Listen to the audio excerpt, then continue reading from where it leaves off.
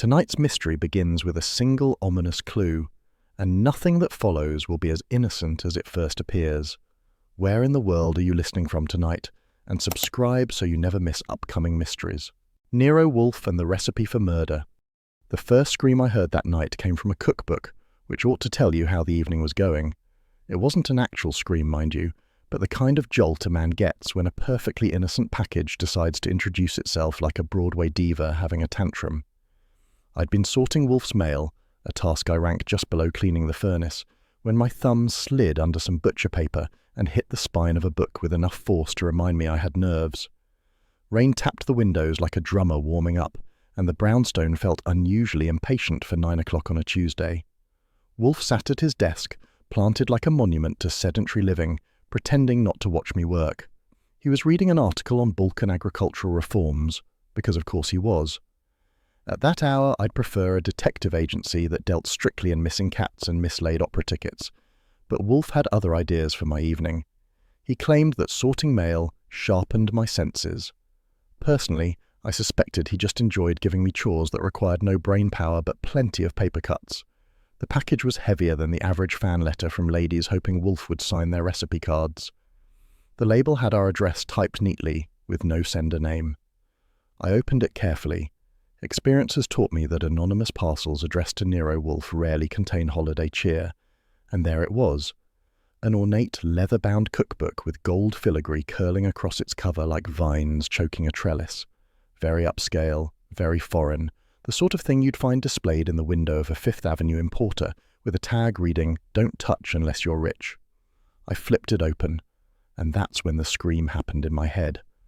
A single loose sheet slipped out and fluttered to the rug like it wanted to escape. I bent and picked it up. It was a typed recipe titled Death à la carte, which is not the kind of dish Fritz ever prepares, even on days when Wolfe asks for something invigorating. Under the ingredients and instructions, someone had scrawled in frantic black ink, "Help me before they use this on me." I held it up. "Boss, either someone's having fun with the macabre, or we've been invited to a dinner party with poor table manners." Wolfe's eyes lifted, slow and heavy. "What is that?" "A recipe." "Pfui, bring it here." I brought both the book and the sheet to his desk. He didn't touch them immediately, which meant he smelled trouble. Wolfe has a sense for danger the way Fritz has a sense for when a sauce is about to turn. He leaned forward slightly, his version of sprinting, and inhaled. His brows twitched. "Paprika," he said. "Not common. A rare variety from the Carpathians. 2 establishments in Manhattan use it exclusively." "Well, that narrows the suspect pool. Shall I ring them and ask which one prefers their seasoning with a side of homicide?" He ignored me, but the mental file cabinet in his head clicked open. Before he could demand a lecture on culinary origins, the phone rang. Wolfe flicked a finger at me. I went for it. The voice on the other end was a woman's, tight with fear, shaking like someone was stirring her with a wooden spoon. "Is this Nero Wolfe's residence?" she asked. "It is if you're paying. Who's calling?" "I'm Claudine Verona. I'm a columnist. Food and society pieces for the Courier. I need Mr. Wolfe, please. Tell him it's urgent. I'm in danger." Her breathing sounded uneven, strained like she'd been running or crying or both. "Miss Verona, what kind of danger?" "There isn't time. Please, I sent him the book. He has to—" A metallic crash sliced through the line. Claudine gasped, a sharp, startled sound, and then the connection went dead. I stared at the receiver, then at Wolfe. His eyelids were down, but not in that lazy, you bore me way, in the way he uses when he's calculating how much trouble the world is about to cause him.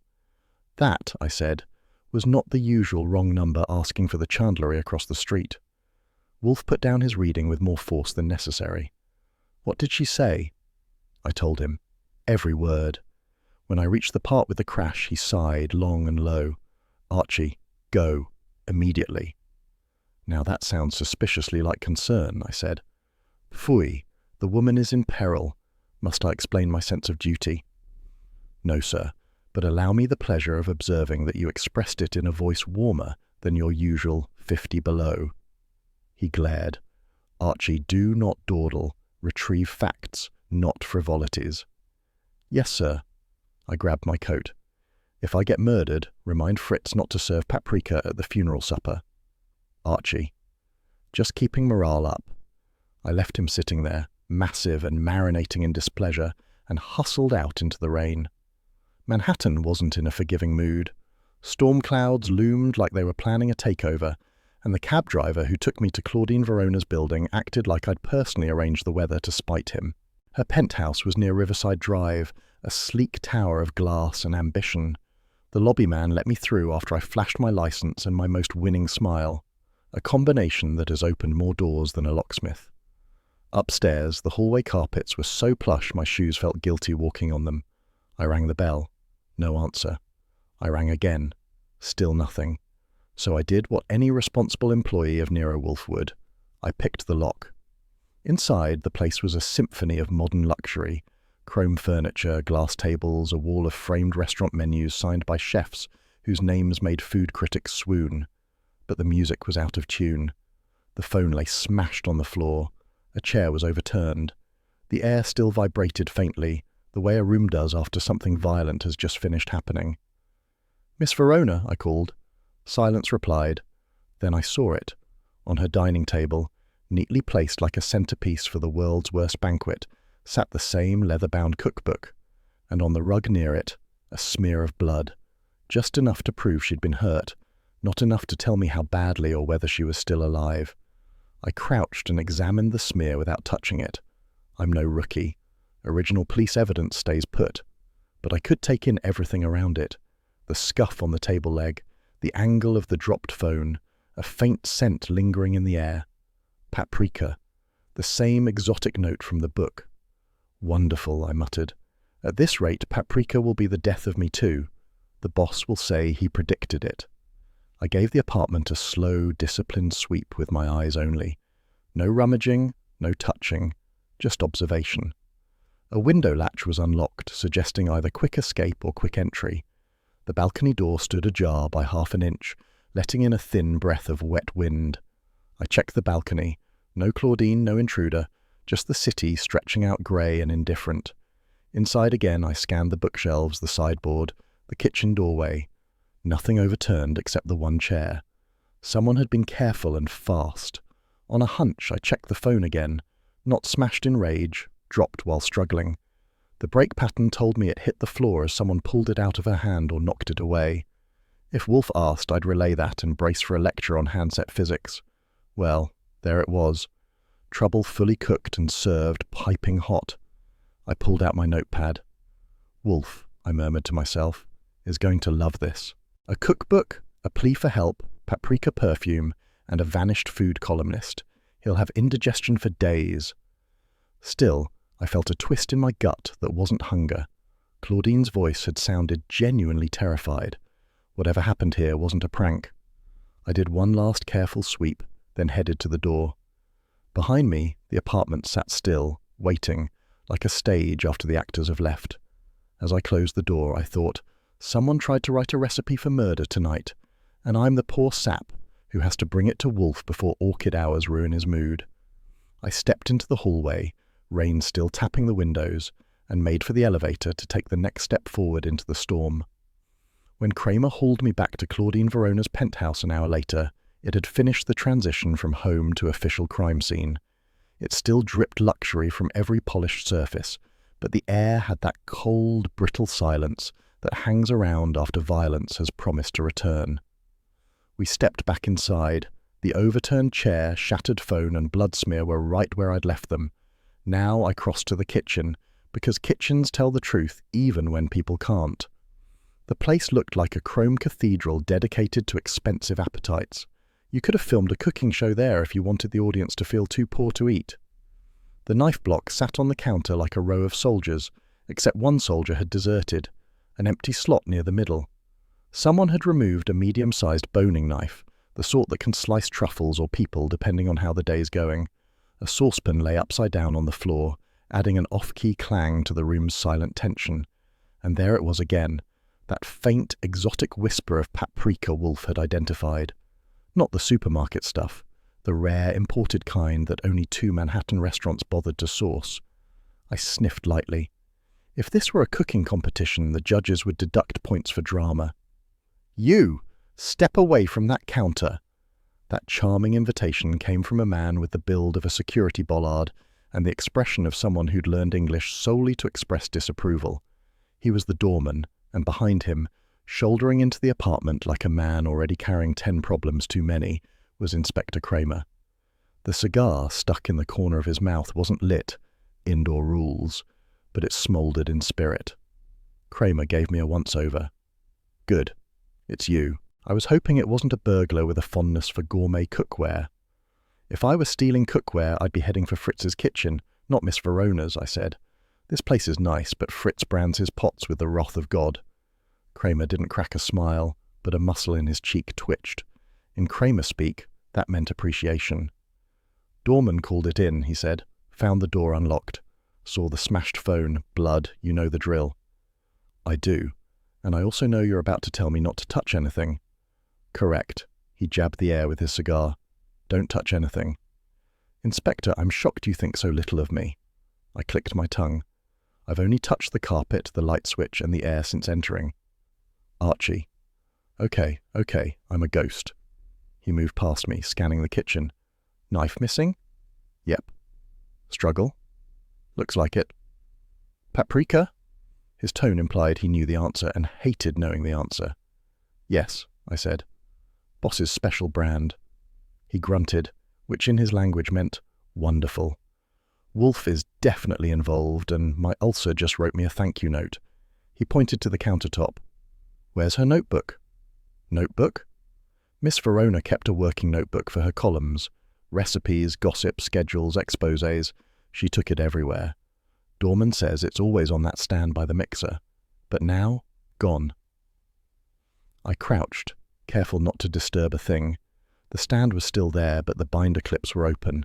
A few stray fibers clung to the metal, torn paper remnants. "So, someone removed the pages," I said. Kramer nodded. "Or the whole damn thing. And they didn't do it gently." I stood again. "Inspector, this isn't a burglary. No valuables disturbed, nothing random. Somebody came for specific items, Miss Verona and that notebook." Kramer didn't like that, which I could tell because he took the cigar out of his mouth and stared at it, as though it might provide insight. "Or she left with the notebook," he said by reflex, "after smashing her own phone, bleeding on her own rug, and forgetting to lock the door behind her. Sure, happens every Tuesday." He shot me a glare, but not a hostile one. Tired, maybe. Worried. Wolfe was going to enjoy hearing that. We moved through the rest of the penthouse, him examining, me observing. He stopped by the balcony door, which was ajar. Forced. No, but she might have opened it herself, or someone could have leaned in without forcing anything. Kramer scanned the city lights. "Wind didn't do that." "No, Inspector. Paprika thieves did." That one tightened his jaw. Finally, he stepped back into the living room, crossed his arms, and blew a slow breath through his nose. "Archie, I don't like this."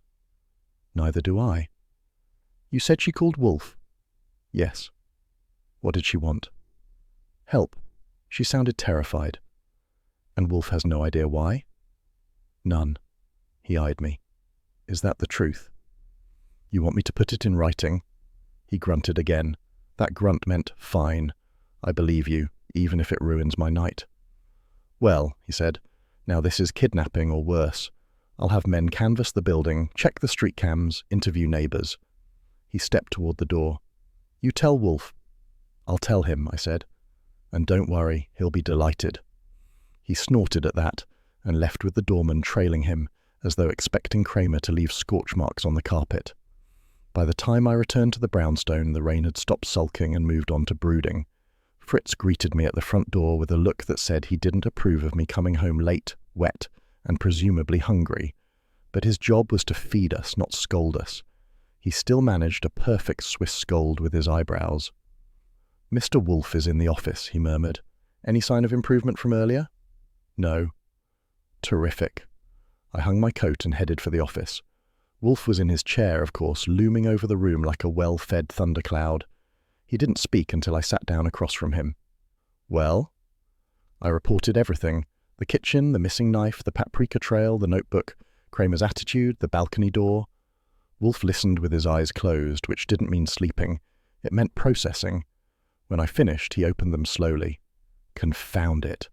That's practically emotional for you, I said. He ignored the jab. She asked for help. If this involves deception, Archie, I will not abide it. Boss, she sounded like a woman on the brink. If she deceived us, it was only in leaving out details. And unless she staged that blood for dramatic flair, I'd say her situation is genuine. His lips pressed into a glum line. Her notebook. It must have contained something volatile. Recipes? Maybe. Or dirt on someone high on the culinary food chain. He winced at the metaphor. Archie, refrain from idiotic phrasing. Oh, come now. You used volatile. You started it. Before he could retort, the doorbell rang. I glanced at the clock. 10:32, late for a social call.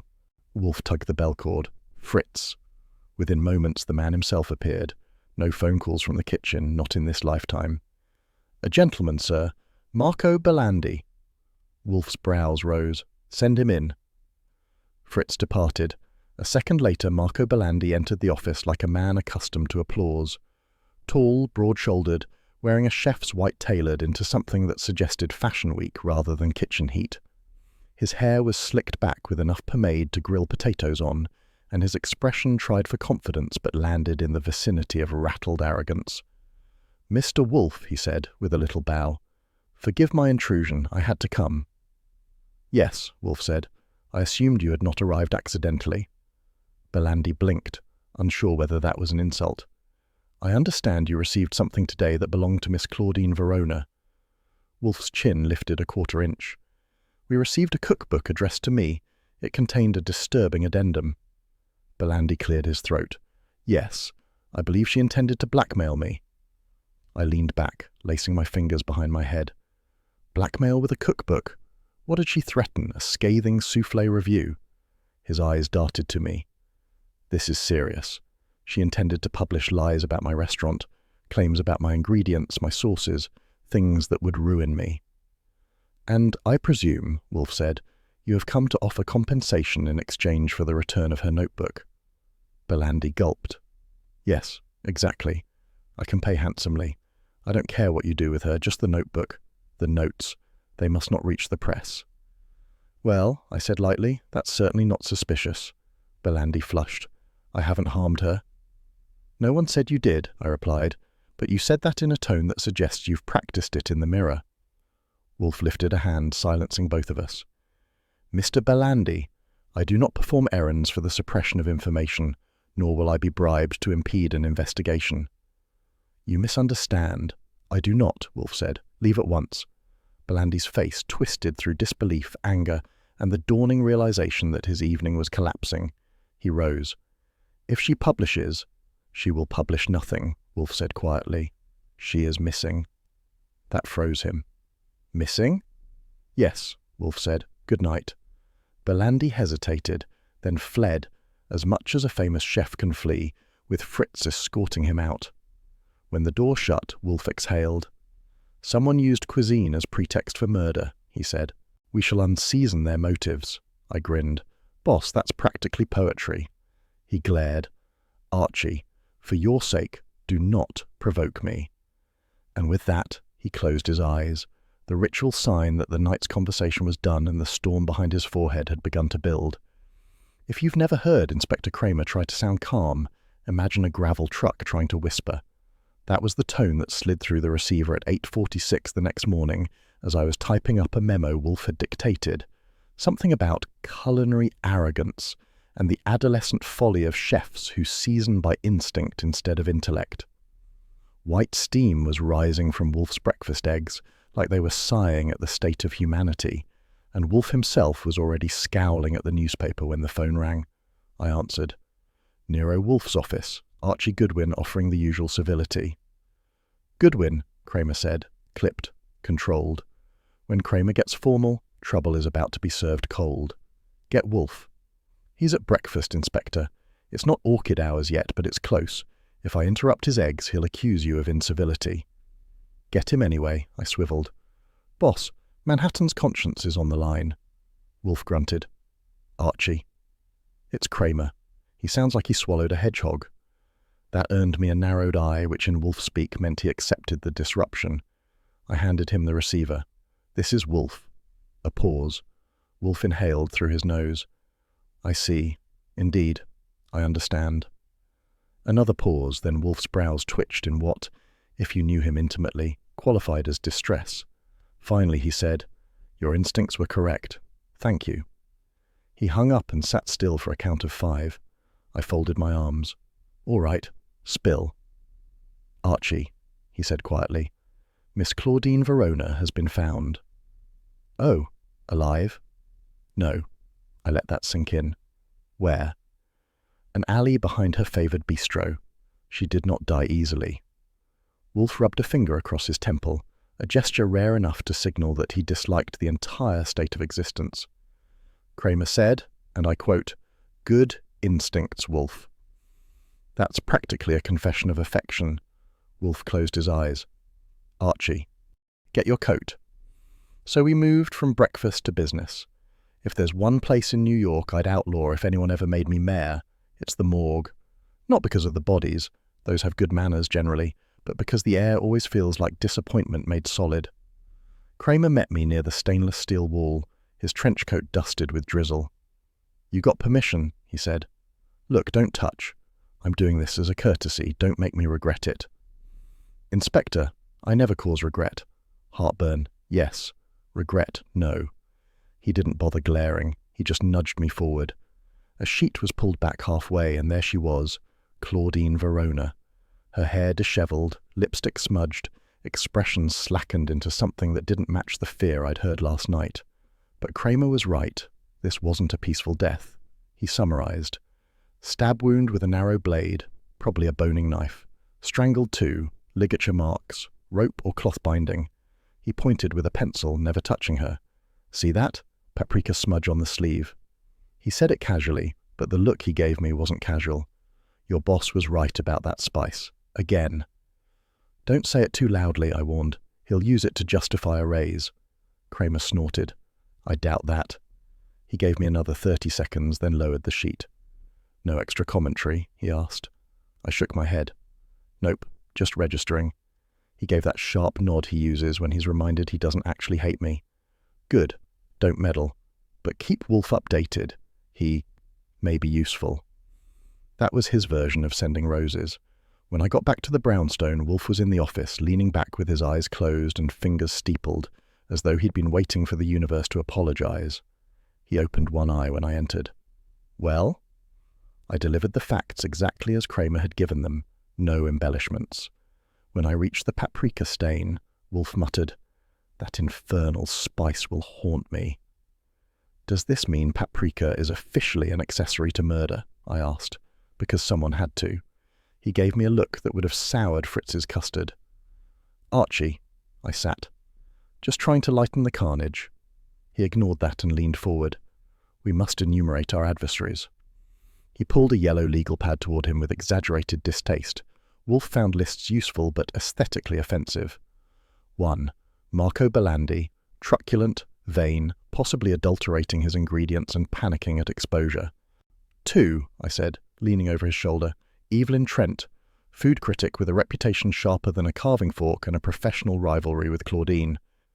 3, Wolfe continued, Horace Drummond, importer of exotic spices, accused of adulteration implicated by rumour.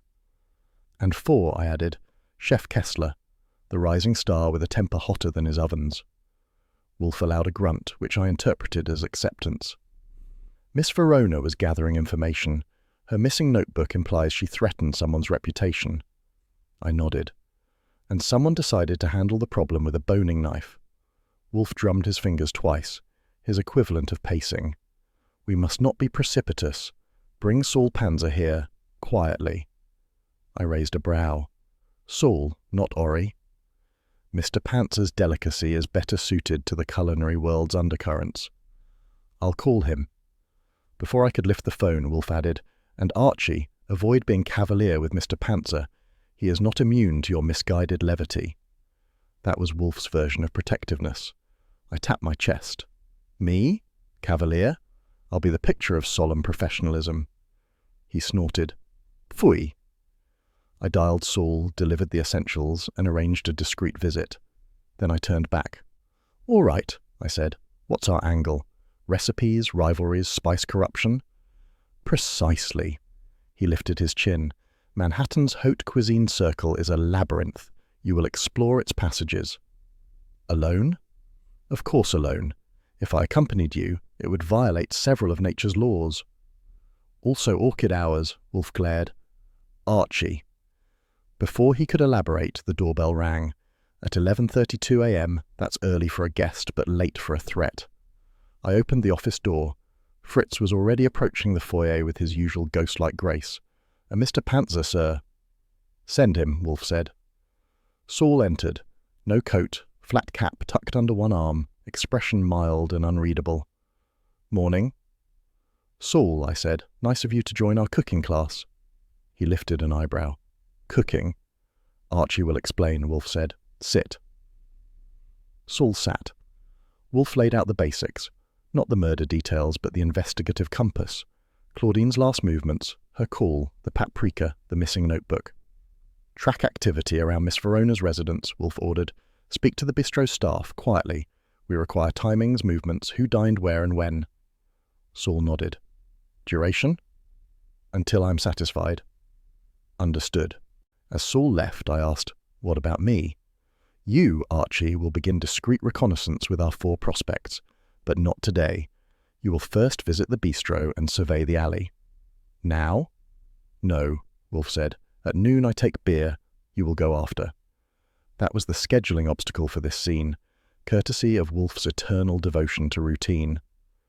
At 12 o'clock sharp, Wolfe's beer arrived. Fritz at the doorway, tray held like a diplomat bearing fragile peace treaties.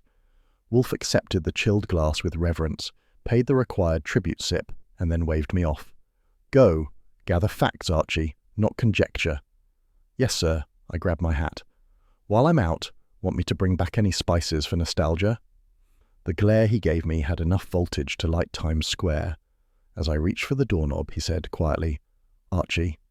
I paused. "Exercise caution." That was Wolfe's version of a hug. I winked. "Always."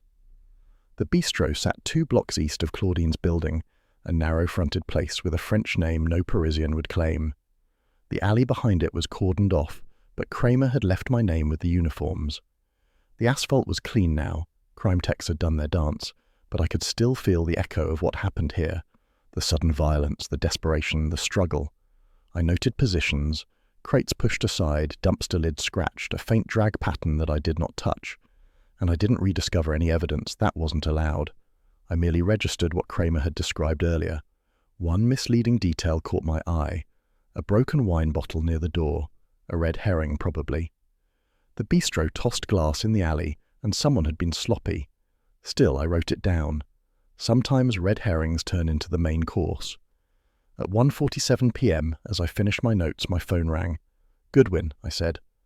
Saul's voice murmured, "Movement at the building. Drummond's courier made 2 deliveries last night, both ahead of schedule." "Interesting. Anything else?" 2 chefs visited the bistro late, Belandi and Kessler. "Well," I said, "that's a regular culinary reunion." "More later," Saul said, and hung up. I returned to the brownstone mid-afternoon. Wolfe was in the office reading something that looked like a treatise on Hungarian agriculture. He put it aside as I entered. "Report." I did. Every detail. When I finished, he leaned back. "This," he said, "is a tangle of ego, deceit, and culinary vanity. We must cut through it. Preferably without slicing my fingers off." "Archie," he said sternly, "do not jest when blood has been spilled." I softened. "Right." He nodded once, satisfied. "We proceed tomorrow. For now, bring me the notebook cards." I gathered them, returned, and handed him the stack. He began arranging them with surgical delicacy. The office fell into a quiet rhythm, Wolfe sorting clues, me typing a clean version of my notes. Outside, Manhattan hummed like a restless kitchen, and somewhere in that hum, a killer with a taste for paprika was waiting his turn on Wolfe's menu. The first thing I learned in Belandi's test kitchen was that stainless steel can look guilty if you stare at it long enough. The place stretched out in front of me like a surgical theatre for haute cuisine, gleaming tables, overhead racks of pans, big industrial ovens brooding along one wall. It was quiet, too quiet for a room that usually heard chopping, sizzling, and passionate Italian cursing. On that particular afternoon, it sounded more like a church waiting for a funeral to start, and I had a hunch who'd been laid out. A junior in a white jacket and high-strung nerves met me at the door. "We're closed," he said. "Yeah, I heard. Death in the house tends to put a damper on the lunch crowd." "Archie Goodwin, Nero Wolfe's office." I flashed the license. "I'm not here to eat, relax. I only nibble where the health inspector smiles." He swallowed and backed up. "The chef, Mr. Belandi, he's busy." "I'll risk it." He led me through the prep area, where bowls sat empty and knives lay neatly in their racks, like troops on standby. The air smelled of garlic, onions, and that deeper, hotter note, smoke and spice, that made me think of Claudine Verona lying on a slab. If I ever go soft, it won't be over a dame. It'll be over how some people decide the best way to solve a problem is to mix knives with seasoning. Marco Belandi was near the far counter, in a clean chef's jacket that said he'd had the sense to change after the police left. He was slicing bread with more force than bread deserved, each cut a little stab. When he saw me, he stopped. "Goodwin." "That's right. Don't worry. I'm not here to ask for your autograph." He dropped the knife and wiped his hands on a towel that had never seen honest labour. "I told the police everything I know." "I'm sure you did," I said pleasantly. "Now you get the advanced course. This one's not required, but the grading is brutal." He scowled, but some part of him knew this was coming. "We are closed for the day. I'm supervising cleanup. Make it quick." I took my time looking around first, because that's the part that matters. The countertops were too polished, the trash bins a little too empty. You don't get a kitchen this spotless at 3 in the afternoon unless someone has swept the day's sins into the river. A pot still sat on the back burner, half filled with cloudy stock. Another pan had been washed and put away, but a ring of dried sauce clung to the burner beneath it like a guilty conscience. "You had a visitor here yesterday," I said. "Claudine Verona." He stiffened. "I have many visitors. This one's not like the others. She's at the morgue trying out their hospitality." He looked down. "I heard." "You heard because the police told you, or because you were here when she left?" The sous chef, a skinny fellow with an Adam's apple that bobbed like a nervous cork, was stacking trays within earshot. At that, his hands froze. That was my first small bell ringing. "She came by," Belandi said, a fraction too slow, "briefly, to discuss nonsense, rumours." "Rumours about what?" "That is none of Mr. Wolfe's concern." "Oh, but it is," I said. "She sent Wolfe a cookbook with a love note begging for help before somebody used death à la carte on her. I'd say that's squarely in our field." He swallowed. "She exaggerated. She always exaggerated. She wanted a scandal. I refused." "Right," I said.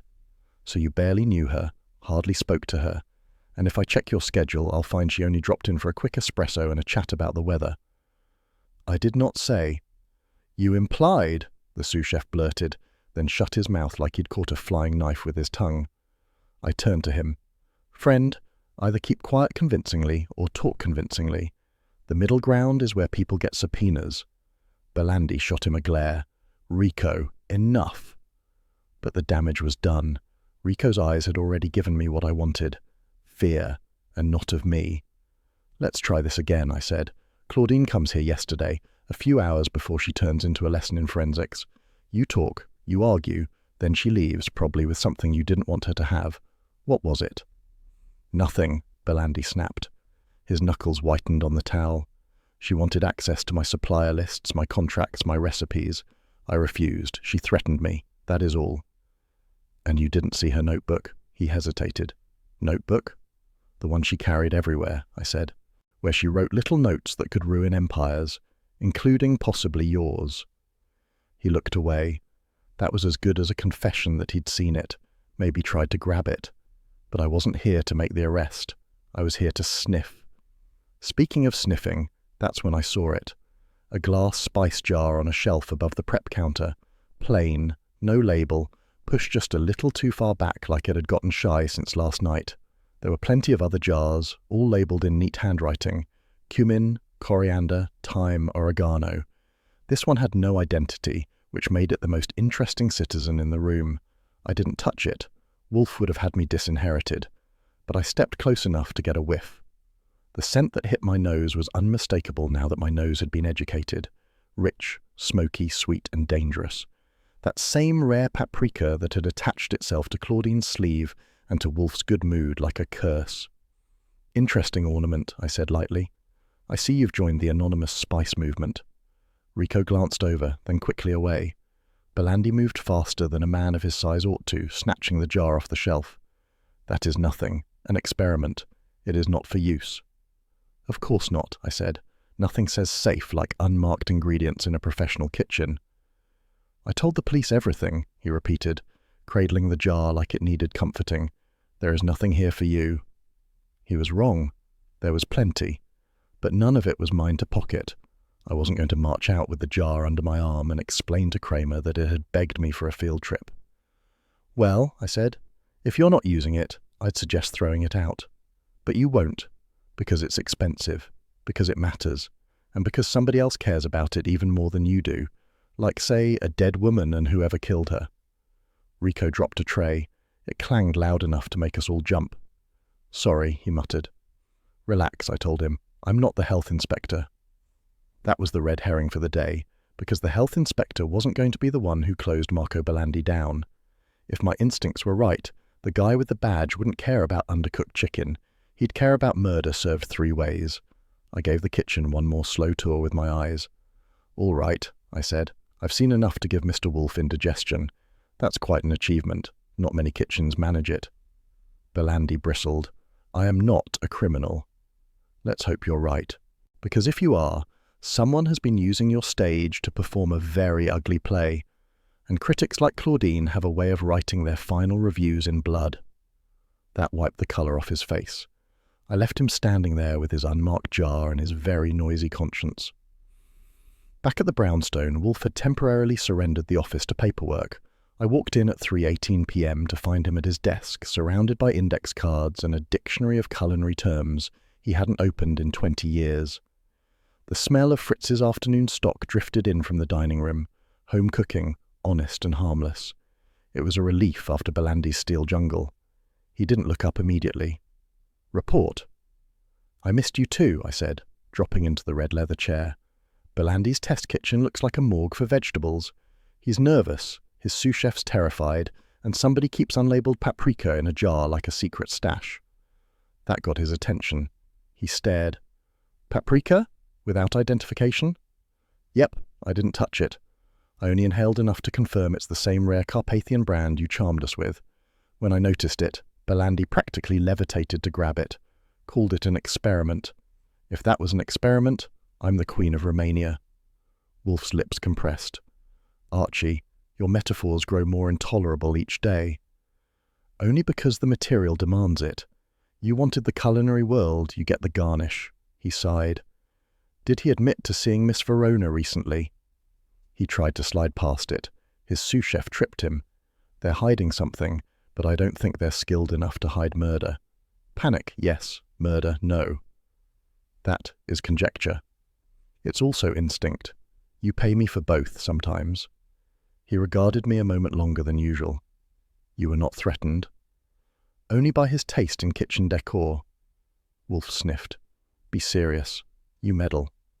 "Sure," I said lightly, "but not enough to get stabbed by a boning knife in a test kitchen.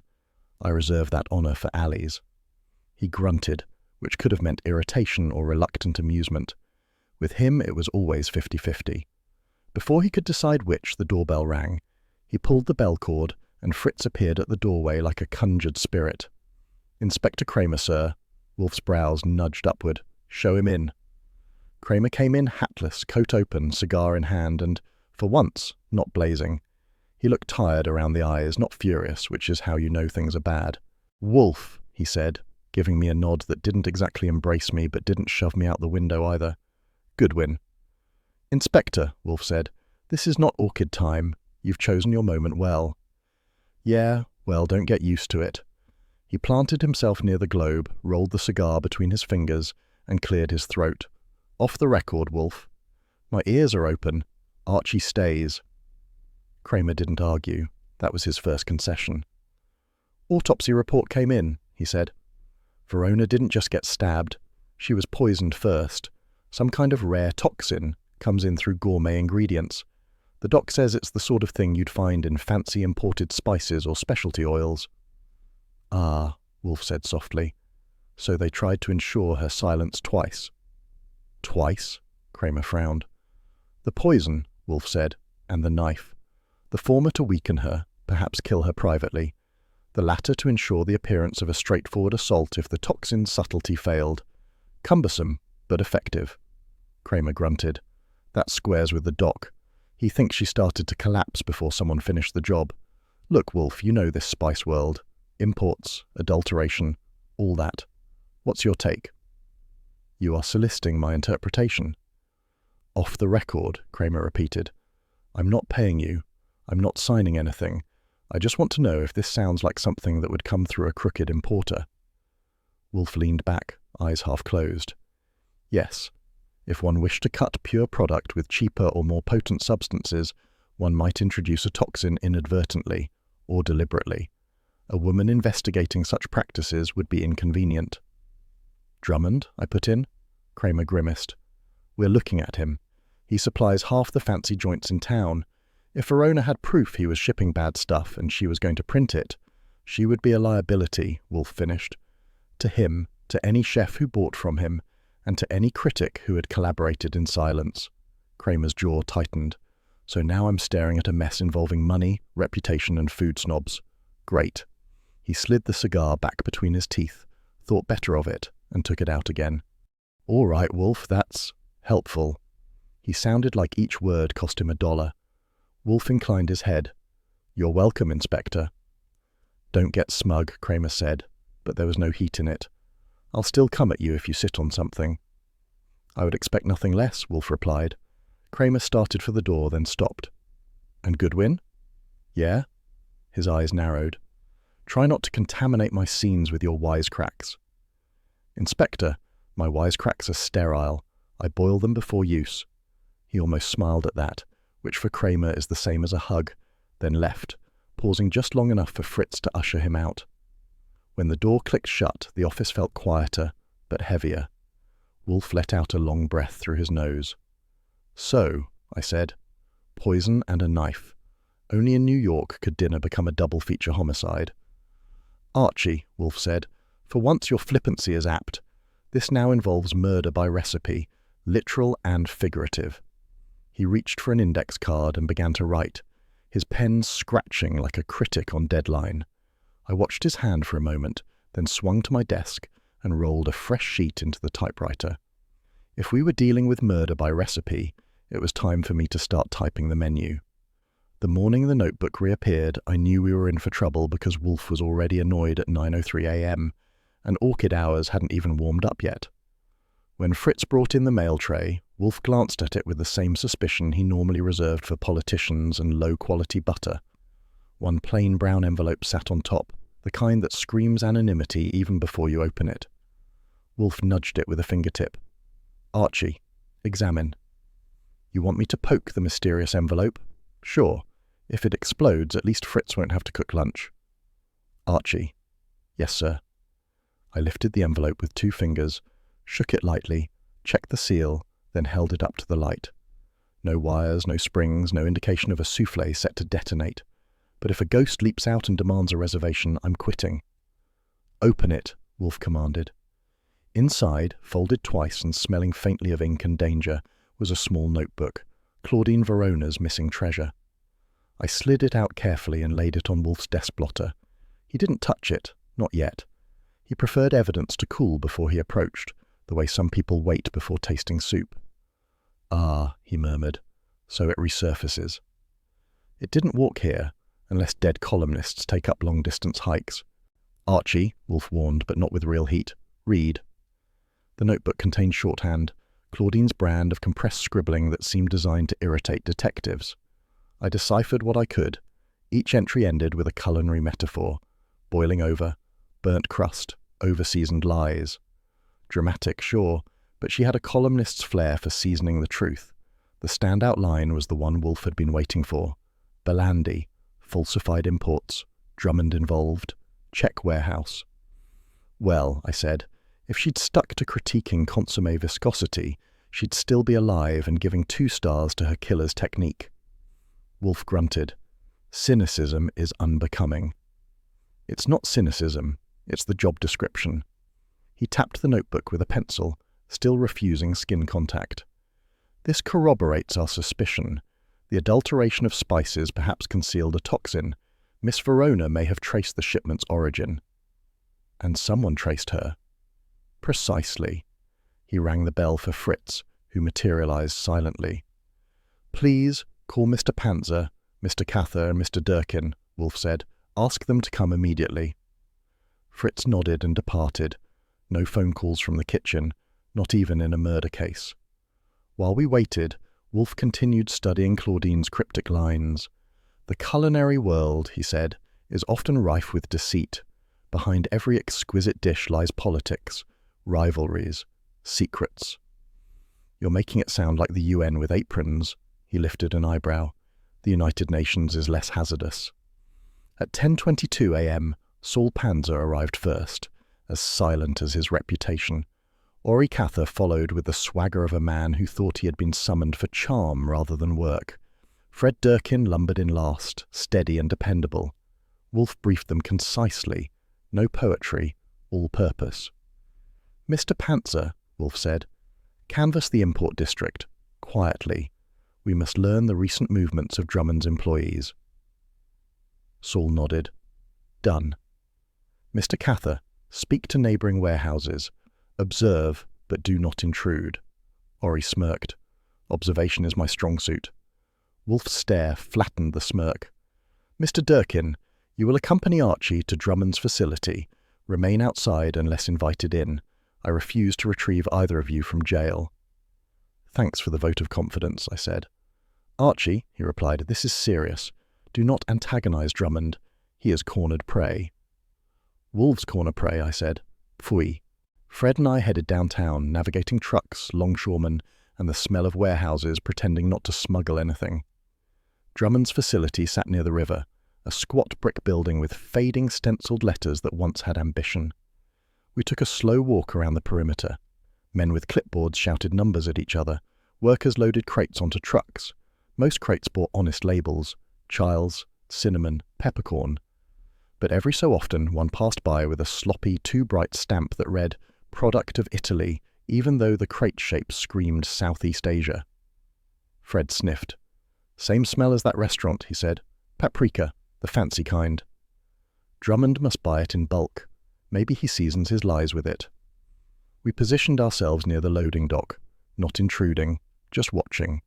A foreman glared at us but didn't challenge. Workers avoided eye contact. Nothing screams innocence like excessive avoidance.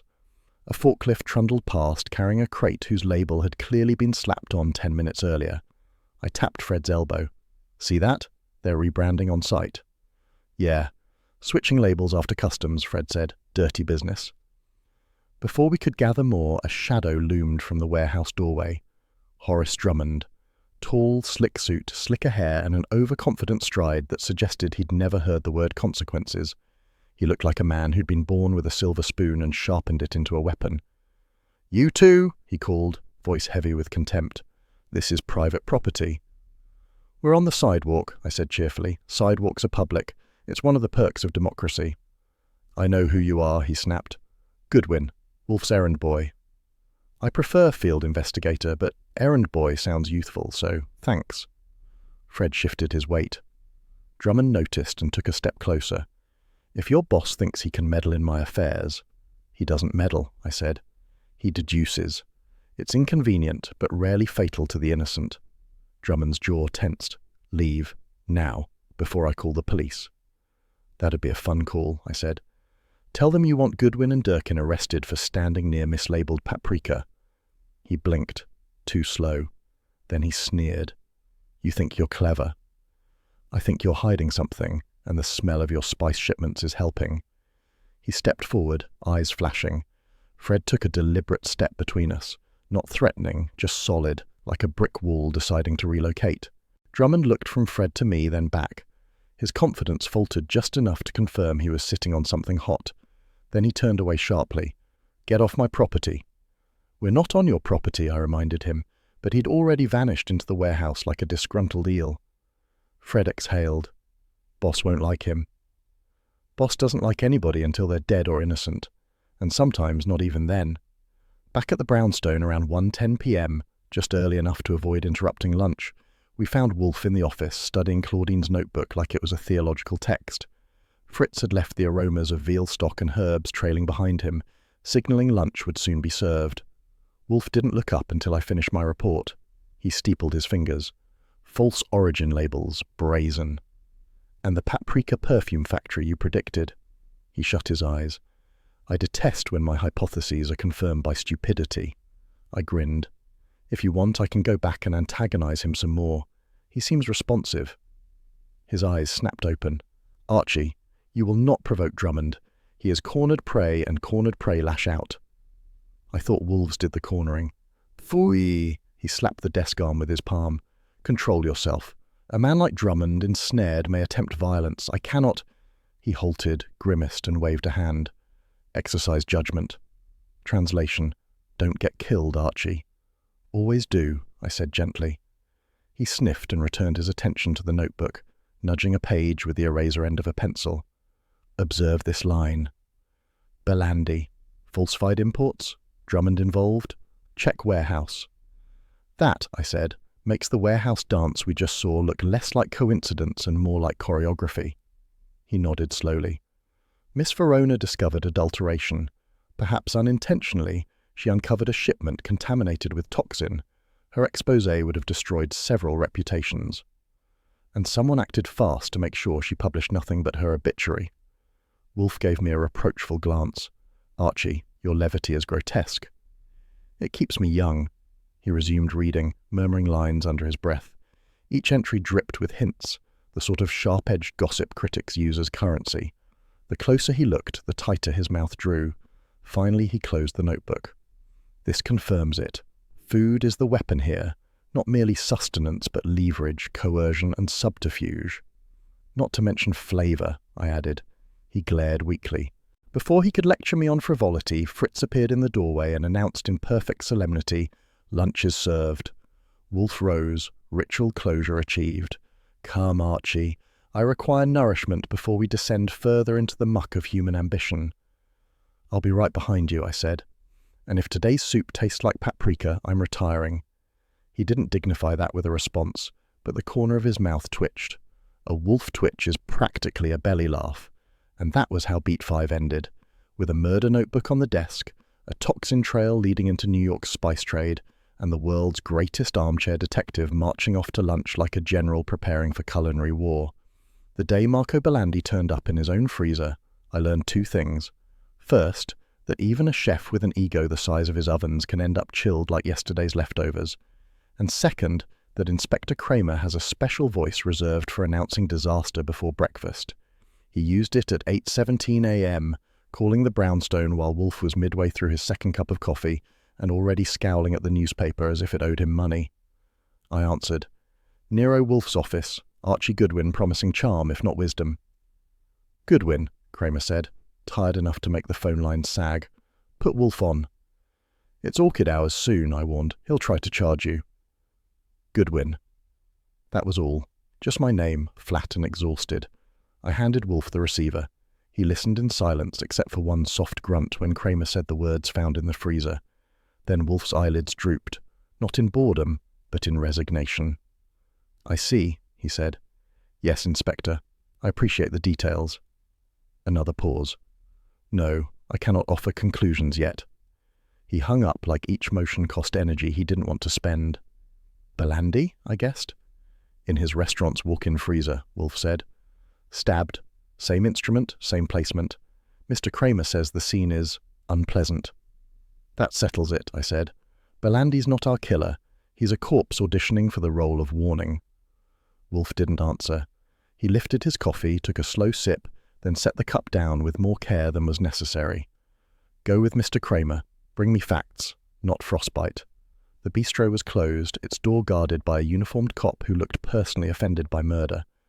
Kramer met me inside, his coat dusted with flour, or maybe it was resignation. "Freezer's back here," he said, leading the way. "Brace yourself." He didn't go willingly. The freezer door swung open, and cold rolled out like an accusation. Belandi lay crumpled beside stacked crates, his jacket stained, his face frozen in a half-formed snarl. Beside his hand was a spice jar, shattered, its contents dusting the floor like the aftermath of a paprika explosion. "Same scent," I murmured.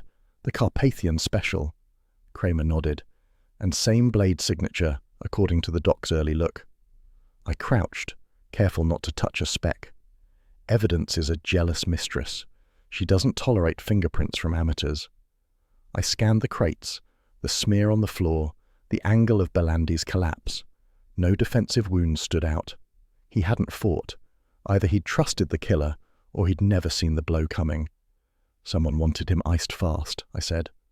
"Don't joke," Kramer muttered, but without heat. "This is spiraling, Goodwin. If Wolfe has anything, now's the time." "Wolfe doesn't share half-baked theories," I said, "not even with me." "Yeah," he sighed. "I know." He rubbed his forehead with the heel of his hand. It struck me then. The man wasn't angry. He was tired. Tired of dead bodies piling up like bad tips in a restaurant that needed new management. We exited the freezer, the door sealing behind us like a vault locking in secrets. "Take your report back to Wolfe," Kramer said. "Tell him I'm not his enemy, not today." "Inspector," I said lightly, "if you ever want a hug—" He glared, growled something indecipherable, and stormed toward the exit. But he didn't slam the door, which counted as affection in Kramer speak. Back at the brownstone, I found Wolfe in the office, contemplating an open dictionary of spices as if it had insulted him. He didn't look up when I entered. "Well?" he asked. "Belandi's dead," I said, freezer style. Knife wound identical to Claudine's.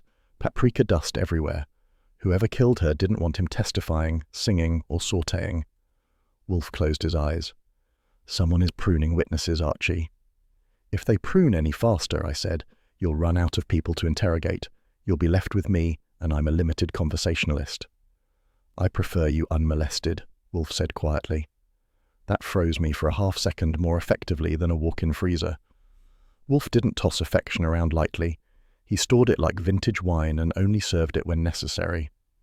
"Thanks," I said. "I'll try to stay unmalted, or however the culinary metaphor works." He opened his eyes then, sharp and somber. "Report everything." I did. He listened without interruption, tapping the arm of his chair with a rhythm that meant the gears were turning. When I finished, he murmured, "Belandi was not clever enough for murder, but he was entangled enough to require silence." The phone rang. Wolfe beckoned me to answer. "Goodwin," I said. Saul Panzer's voice came through, steady as always. "A lead. Belandi quarrelled yesterday with Chef Kessler, loudly. Witnesses say Kessler accused Claudine of holding material that could ruin both of them." "Beautiful," I said. "Anything else?" "Kessler visited Claudine's building the night she died." "Well," I said, "that's a spice blend worth stirring." Saul hung up. Never one for unnecessary garnish. I relayed the message. Wolfe steepled his fingers. "Kessler fears exposure. Claudine's notebook contained entries about him. Belandi and Kessler may both have been involved in Drummond's adulterated imports." "And now Belandi's on ice and Claudine's underground," I said. "Next step?" Wolfe sighed. "We refine the list of suspects, but this is no mere cover-up. Someone is tying loose ends with brutal haste." "And the toxin?" I asked. "Originates from Drummond," Wolfe said. "But the killings do not serve him. They serve someone else entirely. Someone threatened by truth, not profit." He rose, slowly, heaviness in each motion. "Archie, bring me the Verona notebook. We shall revisit her codes." I fetched it, placing it before him. He touched it with one finger lightly. "2 deaths," he said. "A toxin, a knife, a notebook, and now a pattern." "Yeah," I said. "And if the pattern keeps up, we'll be doing interviews with ghosts." Wolfe gave me a look dark enough to season a stew. At 12:59 p.m, Fritz appeared at the doorway. "Lunch is served, sir." Wolfe exhaled. "We shall resume after the meal. Murder is intolerable on an empty stomach." As he stood, I couldn't help tossing one last wisecrack. If dessert shows up frozen, let's send it back. He didn't smile, but he also didn't say "Pfui," which in Wolf language meant approval. The first thing I noticed about Chef Kessler's boutique kitchen studio was that it looked less like a place where food was cooked and more like a place where food was worshipped. The lights were low, the marble tables glowed softly, and each copper pan hung on the wall like a framed portrait of itself. It was the sort of room where a tomato might sue if sliced inelegantly. Kessler greeted me with a handshake damp enough to justify carrying a towel. His smile flickered like a candle in a draught. "Mr. Goodwin, isn't it? Well, I wasn't expecting Nero Wolfe to take an interest." "He has a soft spot for culinary tragedies," I said. "And considering the current body count, this qualifies as a 3-act drama." He jumped at that, which was impressive since I hadn't raised my voice. "I know nothing about Belandi," he said too quickly. "Or Claudine, or anything." "I didn't ask about Belandi yet," I said pleasantly. "And Claudine's name just came out of your soufflé." He swallowed. Sweat dotted his temples despite the cool room. There wasn't a stove flame in sight, but he looked ready to baste himself. "Look," he said, "I'm busy. I have a demonstration tonight. Important people attending." "Everyone's important lately," I said. "They keep dying." That did it. He cracked. "I didn't kill her," he blurted. "Excellent," I said. "If I start every conversation with a confession, I can skip small talk." He paced behind the prep station, wringing a towel like he wanted to strangle it. "Claudine, she discovered something that could ruin me." "Join the club," I said. "Half Manhattan seems to have been on her exposé list." He stopped pacing long enough to glare. "This is not funny." "No," I said. "But watching you sweat enough to season a stew is mildly entertaining." He thumped the counter with both palms. "Fine. She caught me plagiarizing a recipe.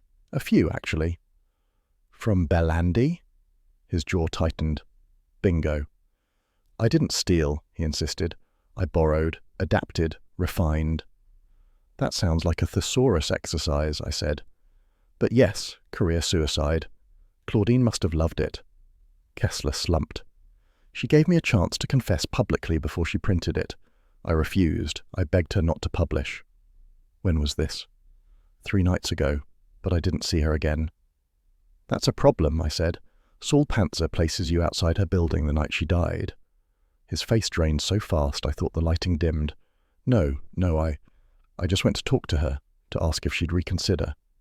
"And?" "She wasn't home. I left." "That's all. Ask anyone. I didn't go inside." I believed the panic. It wasn't the kind that came from murder. It was the kind that came from realizing your sins had sprouted wings and flown into homicide territory. "What else did she say?" I asked. He hesitated, chewing on the inside of his cheek. Then, deciding it was safer to talk, he said, "She told me she'd uncovered a forged import ledger. Big scandal. Drummond-level scandal. She said she finally had proof." "Proof of what?"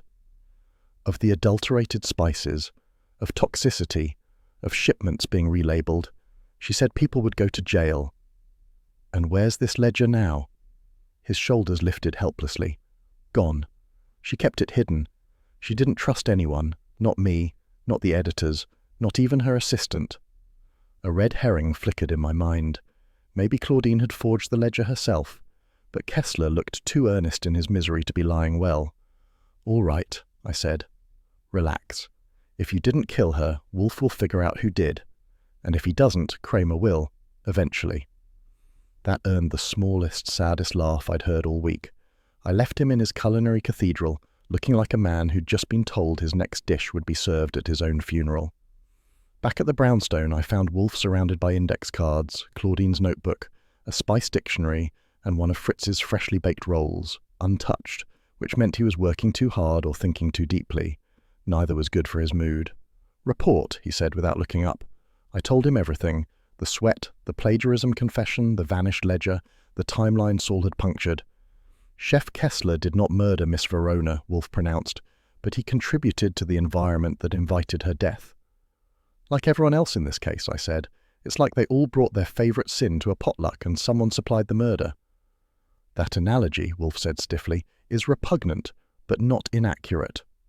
He leaned back, fingertips pressed together. Observe the chain, Archie. Drummond provided adulterated spices. Miss Verona discovered the toxicity and sought evidence. Belandi feared financial and reputational destruction. Kessler feared exposure of theft. Someone acquired the forged ledger, eliminating the only leverage Miss Verona possessed. She died. Then Belandi died. Because someone is shoveling dirt over loose ends, I said. He nodded once. Slow, heavy. Precisely. Before I could poke further, the phone rang. Wolfe waved for me to answer. Nero Wolfe's residence. Archie Goodwin navigating the conversation. Goodwin, Kramer growled, but even his growl sounded worn down. Put Wolfe on. I handed the phone over. Inspector, Wolfe said, smooth as melted butter. What followed was not their usual chess match. It was quieter, heavier, a conversation between two men who knew the city was chewing people up faster than they could swallow their lunches. Kramer said, "You think Drummond has that ledger?" "I think he has access," Wolfe replied. "But possession? That would be reckless." "So you're saying he didn't kill them?" "I am saying," Wolfe corrected, "I lack sufficient evidence to accuse him." Kramer exhaled sharply. "Fine. I'll have my men look for the ledger, but no autopsy updates, not this time." Wolfe nodded, though Kramer couldn't see it. "That is your right, and your duty. I do not begrudge it." A pause. Then Kramer said something rare. "All right, Wolfe, I'll wait for your report." He hung up before Wolfe could reply, which meant the world truly was ending. At 5:16 p.m, Saul rang. "Archie," he said, "we've got movement." "Give." I spotted Evelyn Trent meeting Drummond. Quiet location, not social. Evelyn Trent, Claudine's fiercest rival critic, whose column specialized in turning chefs into nervous puddles. If she was meeting Drummond in secret, we weren't done uncovering sins. We were only at the appetizer. I relayed the news to Wolfe. His eyes sharpened. "Ah," he said softly, "now the pot truly begins to boil." He rose, orchid hour approaching, and as he headed for the elevator, he added, "Archie, do not allow Miss Trent to flee the city." I saluted. "On it. And if you need me, I'll be sautéing suspects." He groaned. "Your metaphors offend me." "That's half the fun." And with that, Wolfe ascended to the orchids, leaving me with a rival critic, a crooked importer, a missing ledger, and a murder stew that was just beginning to simmer. By the time Evelyn Trent swept through our front door, I'd already decided she could make an entrance at her own funeral and still critique the flowers. She arrived at 3:06 p.m. sharp, punctuality being her way of proving superiority, and Fritz ushered her into the office with a polite bow that suggested he appreciated the tailoring of her coat more than anything she might say. She wore deep plum silk with a neckline sharp enough to slice butter and gloves of a shade that announced money with a whisper instead of a shout. Her perfume hit first, floral, expensive, designed to mask the scent of professional envy. When she removed her gloves finger by finger, I saw diamonds flashing like they were applauding. "Mr. Wolfe," she said, voice warm as a curtain speech, "thank you for seeing me on such short notice." Wolfe inclined his head from behind his desk. "Miss Trent, please sit. Archie will take notes." I grabbed my clipboard and adopted my best stenographer expression, which Wolfe translated as "behave." Evelyn settled into the red chair like it had been reserved for her. "I suppose you want the truth," she said. "Truth," Wolfe replied, "is a notoriously over-seasoned dish. Let us begin with facts. Why did you request this appointment?" Her lips curved. "Because Claudine Verona ruined my career." I made a soft, low whistle, earning a covert glare from Wolfe. Evelyn ignored me elegantly. "She stole my sources," she continued, "spread rumors about my credibility. She even suggested to my editor that I fabricated quotes. It was systematic, deliberate." "Motivated by what?" Wolfe asked. "Ambition," she said flatly. Claudine wanted to be the only critic whose opinion mattered. She courted the powerful, flattered the influential, and undercut the rest of us. "So, the two of you were rivals," Wolfe mused. "Rivals?" Evelyn laughed lightly. "Mr. Wolfe, she was a saboteur, a woman who would chase a scandal through fire just to warm her hands." "Sounds familiar," I muttered. Wolfe shot me another warning glance. Evelyn's eyebrow lifted a millimeter, amused but not enough to acknowledge my existence further. Wolfe folded his hands. Inspector Kramer informs me you recently met with Mr. Horace Drummond. She didn't flinch. Yes, I did. That is unusually candid, Wolfe noted. She leaned forward. I have nothing to hide. Claudine was digging into Drummond's import business. I'd heard rumors she was reckless, endangering herself. I wanted to verify if Drummond felt threatened. And did he? He denied everything, but I could tell he was lying. His ego is too fragile to mask fear. She paused, studying Wolfe carefully. But I assure you, I was not involved in Claudine's tragedy. I said, most innocent people don't feel the need to underline the word assure. Mr. Goodwin, she said coolly, your commentary is like parsley. Decorative, occasionally useful, but rarely essential. Glad to season your day, I replied. Wolfe sighed. Archie. I raised both hands in surrender and resumed writing nothing in particular on the clipboard. Wolfe shifted his weight slightly, a monumental expression of irritation. Miss Trent, what precisely did you hope to gain by speaking with Drummond? A truth, she said, or at least a flavour of truth. I suspected Claudine's latest investigation threatened to entangle several critics, myself included, by association. If she printed half the rumours she gathered, reputations would fall, perhaps mine. I needed to know if her information was accurate or just another attempt to destabilise the field. Wolfe considered that. You feared implication. Yes, she said simply. I was not proud of the fear, but I did not kill her. That remains to be seen. She stiffened. Mr. Wolfe, if you expect me to defend myself more eloquently, I can oblige, but I came here to assist, not to be accused. The guilty often say the same, I observed. Wolfe didn't even look at me this time. The sigh was enough. I turned to her. Your meeting with Drummond wasn't social. Saul Panzer saw you two in an alley behind his warehouse, nowhere near high society. She tilted her chin. I was verifying a rumour. Critics survive on access. Sometimes that access is discreet. It wasn't Claudine's death you wanted to prevent, I said. It was your name appearing in the footnotes. This time Wolfe didn't stop me. Evelyn's eyes flashed and she drew herself up like a diva preparing for her solo. I panicked, she admitted. Claudine was reckless, vindictive, brilliant, and utterly without fear. She pursued stories that should have been left boiling. If she had lived long enough to publish her exposé on Drummond, the collateral damage would have been catastrophic. For whom? Wolfe asked. For half the culinary world, she said. For anyone who ever quoted, trusted, or reviewed a chef relying on adulterated imports, including me. So you feared guilt by proximity, Wolfe summarized. Yes. But you did not kill her. No, she lifted her chin. I may be ruthless in print, but I do not butcher people. Before Wolfe could reply, the doorbell rang.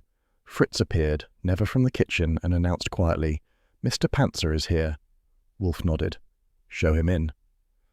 Saul slipped inside like a shadow looking for its owner. He gave Evelyn a polite nod before turning to Wolfe. We found it, he said. Found what? I asked. The ledger. Evelyn inhaled sharply. Saul continued. Someone tried to burn it behind Drummond's warehouse. Not completely. Maybe the fire was interrupted. Several pages survived. Wolfe's eyes narrowed. Describe. It confirms Claudine's notes, Saul said. The shipments were mislabeled, spices adulterated. The toxin was present in at least 3 batches. She wrote margin notes on most pages. He paused. Her handwriting stops mid-sentence on the last page. Meaning someone interrupted her, I said. Meaning someone caught her, Saul corrected. Evelyn put a gloved hand to her throat. Dear God. Wolfe turned his full attention on her. Miss Trent. Yes, she whispered. You claimed Claudine's death had nothing to do with you. That may be true, but you withheld something. She froze. You knew, Wolfe said softly, that if Claudine exposed Drummond, your own past associations with him would come to light. You feared professional humiliation, perhaps even disgrace. I never, she began. Wolfe raised one finger. Do not dissemble. I can smell duplicity more readily than paprika. I couldn't help myself. And that's saying something lately. Evelyn slumped back in her seat, her composure finally cracking. Fine, she said hoarsely. I knew Claudine was close to revealing a scandal that would harm people beyond the chefs. including critics who'd unknowingly praised tainted dishes, including me. She met Wolfe's gaze. But I did not kill her. My weapon is the pen, Mr. Wolfe, not the knife. Wolfe nodded once. I believe you. Her shock was genuine. You do? Yes. Your fear is self-serving but not murderous. He leaned back, watching her. Your role in this tangle is tangential, unfortunate, but not lethal. I added, still doesn't explain meeting Drummond in an alley. She exhaled. I wanted confirmation that Claudine's story was fact, not fantasy, and I left when I realized Drummond was more frightened than I was. Frightened men, Wolfe murmured, often resort to terrible acts. Saul handed Wolfe a folder, the half-burned ledger wrapped inside. Wolfe did not touch it directly, instead inspecting the edges like a jeweler checking flawed diamonds. This, he said, is the fulcrum. Miss Verona died for these pages. And Belandi, I added. Someone's trimming the branches fast.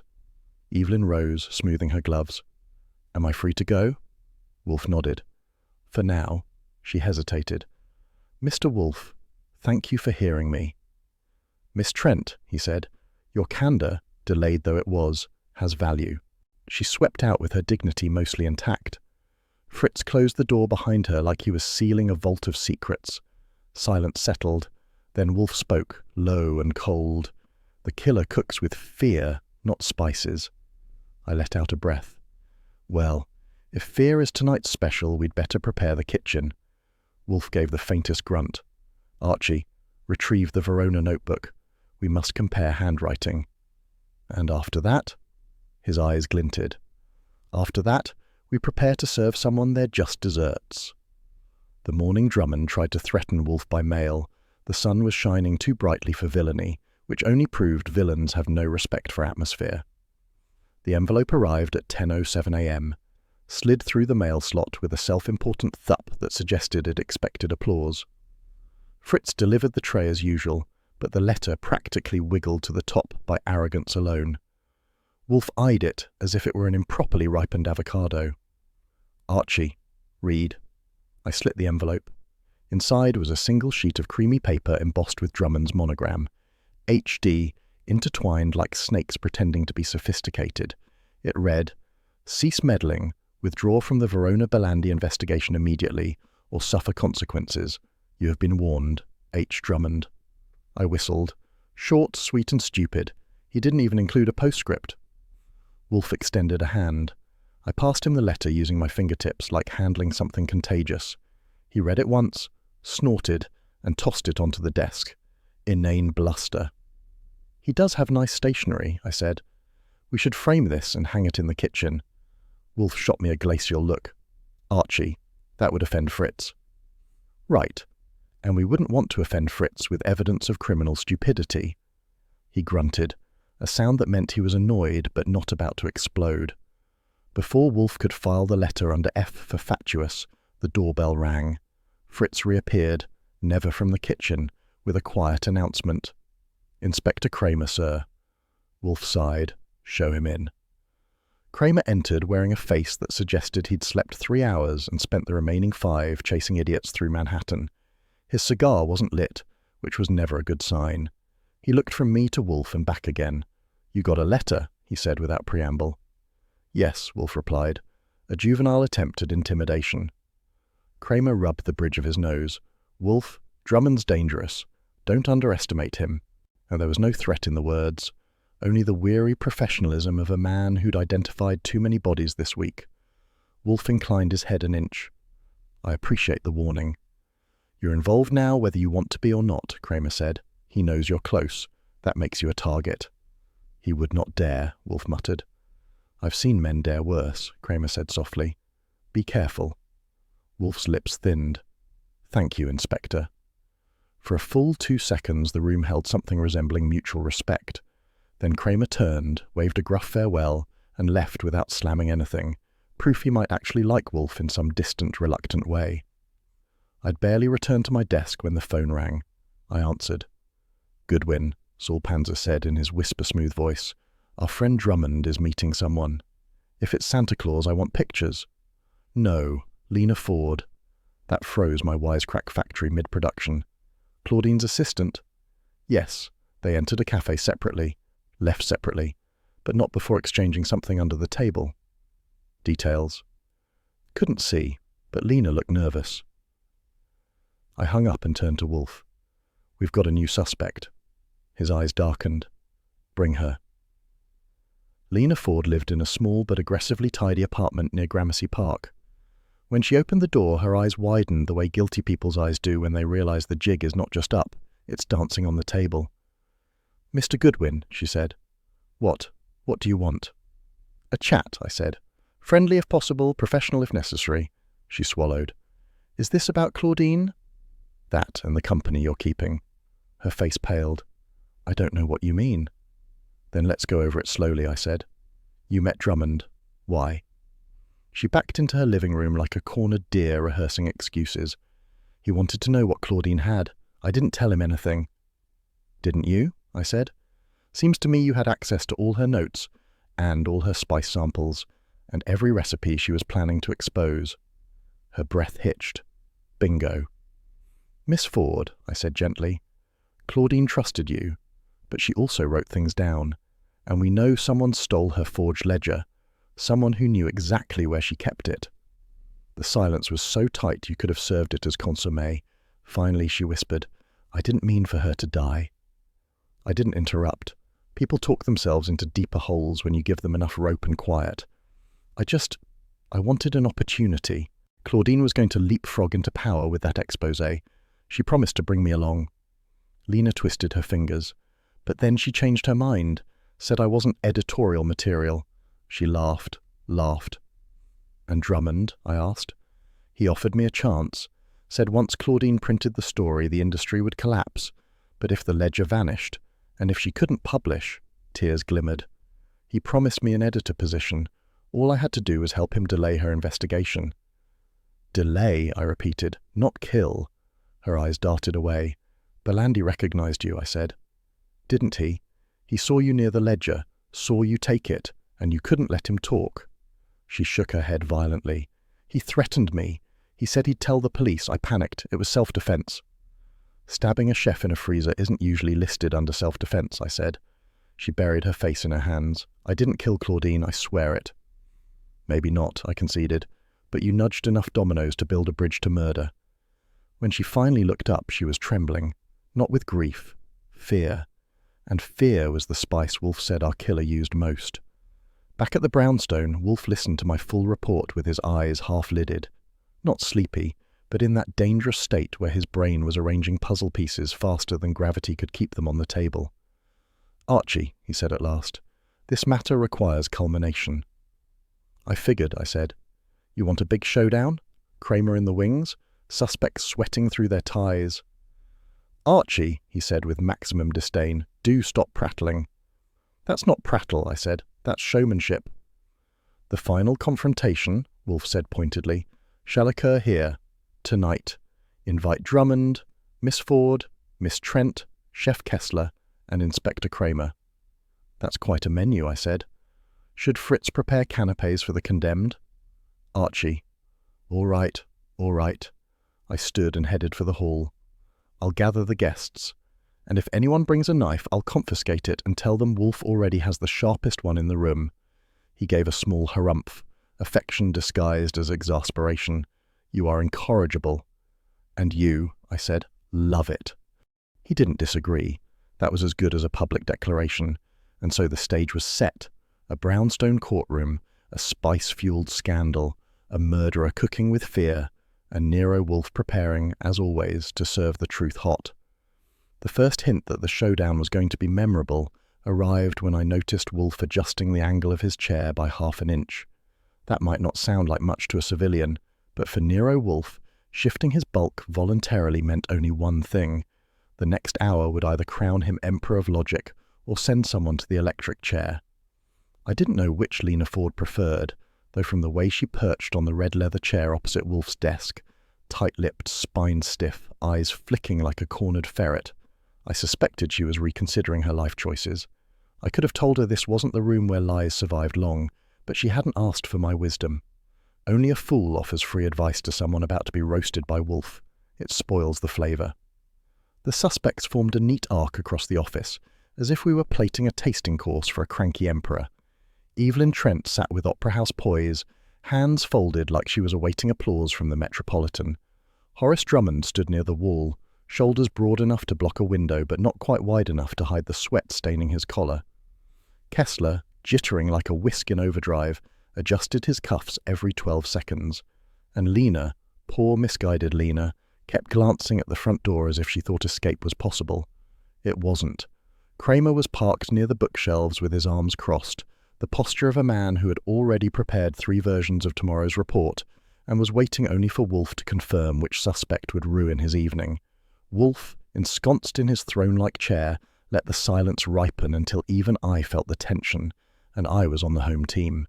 The orchids upstairs had probably wilted in protest at being kept out of the audience. With a slow lift of a finger, Wolfe indicated I should begin distributing the items he'd placed in neat symmetry on his desk. A spice jar with no label, a photostat of the burned ledger pages Saul had retrieved, and Claudine Verona's final notebook, its coded entries cracked open like confessions waiting for their priest. He began in that deep, deliberate rumble of his, the cadence that suggested Latin quotations were imminent. "You are here," he intoned, "because the truth has fermented sufficiently.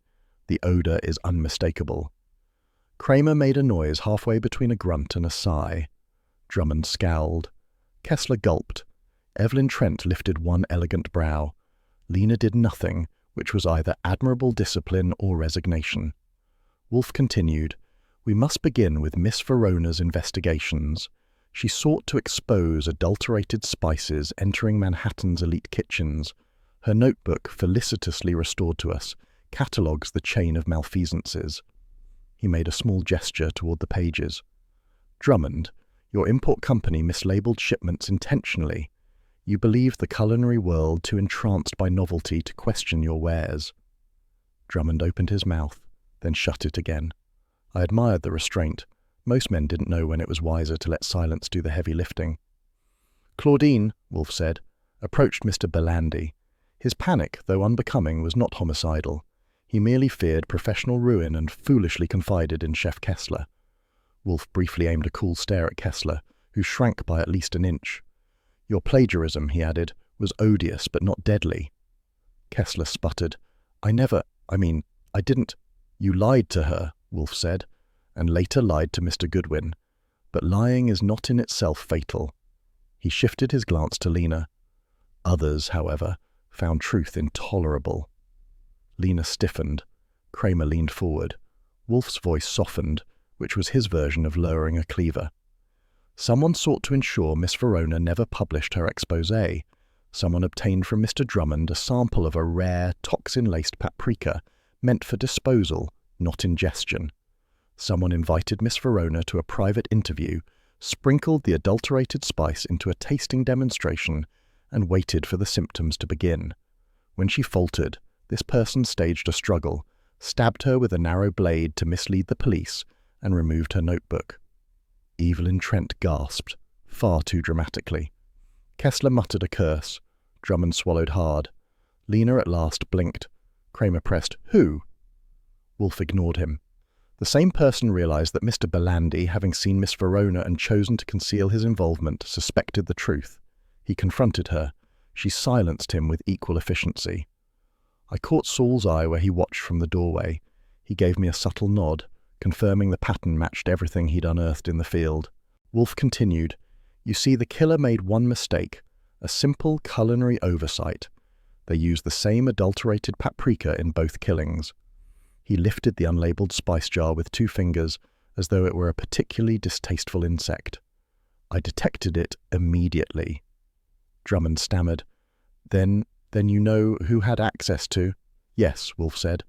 "Only one person here possessed the trifecta of opportunity, motive, and proximity to the spice samples, the ledger, and Miss Verona's work. Someone who collaborated with you, Drummond, hoping for advancement, someone who feared exposure would topple her ambitions." Lena rose abruptly. "You can't... That isn't..." Kramer was already moving. His cigar wasn't lit, but I'd bet his pulse was. Wolfe intoned, Miss Lena Ford. No, Lena cried. I didn't. Belandi threatened to tell, and Claudine, she promised she would. She left me no choice. Kramer seized her arm, reciting her rights with the weary precision of a man who wanted a bed, a drink, or both. She struggled once, then sagged in defeat. There was no theatrics, no screaming. The sound that filled the office instead was the tiny metallic click of handcuffs. Evelyn Trent, voice trembling with self-righteous relief, declared, "I knew it. I always suspected." "Madam," Wolfe said sharply, "you suspected nothing. You merely feel compelled to embellish your hindsight." She snapped her mouth shut as if someone had whisked away her preferred dessert. Drummond muttered curses under his breath, anger and fear wrestling for dominance. Kessler sagged in his chair, wiping his brow with a handkerchief he probably used more often than inspiration. Kramer, hauling Lena toward the door, paused long enough to look at Wolfe. "Nice work," he said gruffly. For Kramer, that was the equivalent of composing a sonnet. When the suspects were escorted out and the office regained its native quiet, Wolfe let out a long breath that might have moved the curtains if he'd aimed it properly. He rang the bell cord. Fritz appeared in the doorway, bowing slightly, ready for instructions. "Dinner," Wolfe said. "A menu free of paprika." "Of course, sir," Fritz replied, with the dignity of a man who could outcook half the city blindfolded. As Fritz retreated, Wolfe rubbed his temples. "Archie," he murmured, "bring me the Gazette. Mr. Cohen's coverage will be irritating." I obliged, handing him the evening edition. The headline praised Wolfe's logic, subtle as a frying pan to the skull. Wolfe grimaced. "Public adulation is tiresome." I leaned against the desk. "You're a national culinary hero, or villain, depending on whether the Paprika Council has lobbyists." "Archie," he warned, "cease your inanities." "Certainly," I said, "right after I point out you solved a double murder without leaving your chair. That's efficiency." He closed his eyes, but not in irritation, more like resignation mixed with the faintest hint of pride he would never admit to possessing. The great Nero Wolfe didn't need applause, but he tolerated mine better than most. I chalked it up to my charm. Fritz returned to announce dinner. Wolfe rose, slowly, deliberately, and lumbered toward the dining room. I followed, snagging a ginger ale from the sideboard. As we sat, Wolfe surveyed the paprika-free offerings with imperial approval. "In this town," I said, raising the bottle, "even spices can kill." Wolfe grunted, settling into his seat. "Fortunately," he replied, "there remains one ingredient beyond subversion." "What's that?" "Me," I grinned. "Can't argue with the house specialty." And with that, dinner began. Civilized, peaceful, unmarred by murder. For once.